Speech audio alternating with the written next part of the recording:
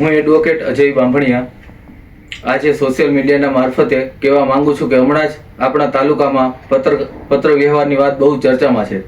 જે પત્રમાં લખ્યું છે કે કાળુભાઈને ભગાઉકા જાદવે જે જેલમાંથી પત્ર લખ્યો છે એમાં 29 લાખ રૂપિયા દારૂના દેવાના બાકી છે.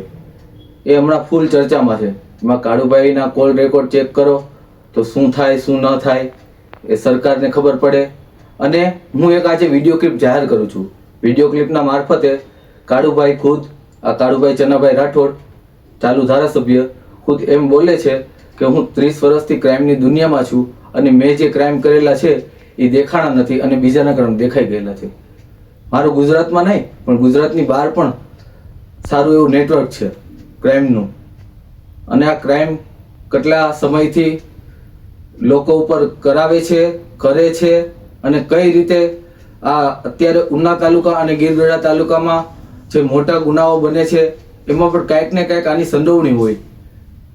કોકને ખોટી રીતે સંડોવી દેવા, એમાં એના નામ જાહેર કરવા, ગુનામાં એફઆઈઆરમાં નામ નોંધાવવા અને પછી નામ નોંધાવીને પછી સમાધાન કરી અને એફઆઈઆર પાછી ખેંચી લેવાની.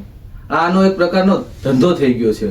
હું એક આપને ક્લિપ આજે મોકલું છું, એમાં એ બોલે જ છે બધું. આપ ક્લિપમાં જોઈ શકો છો. મને તો એવું પણ લાગે છે કે આ ભૂમાફિયાઓ, આ ખનીજ ચોરી, પછી આ રેશનિંગના ધંધા કરે છે, વરલી મટકાના ધંધા, એ કંઈક ને કંઈક આ કાળુભાઈ ચનાભાઈ રાઠોડ એની સાથે જોડાયેલા હોય.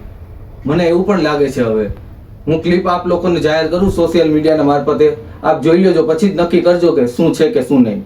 આ કાળુભાઈ શું કરી શકે. અને આ તો એક સેમ્પલ પ્રૂફ છે. બીજા આના વગરના ઘણા મારી પાસે પ્રૂફ છે. ક્યાં ક્યાં એને શું કર્યું, શું નથી કર્યું, કોની યારે ઝઘડો કર્યો, કોના ઝઘડામાં ખોટી રીતે નામ નખાવ્યા. પોતે તો કાંઈ બહાર નથી પડતા પણ એના મળતિયાઓ મારફતે ઘણું ખરું કરાવે છે. જો આજે હું અજય બાંભણિયા આ ક્લિપ જાહેર કરું છું.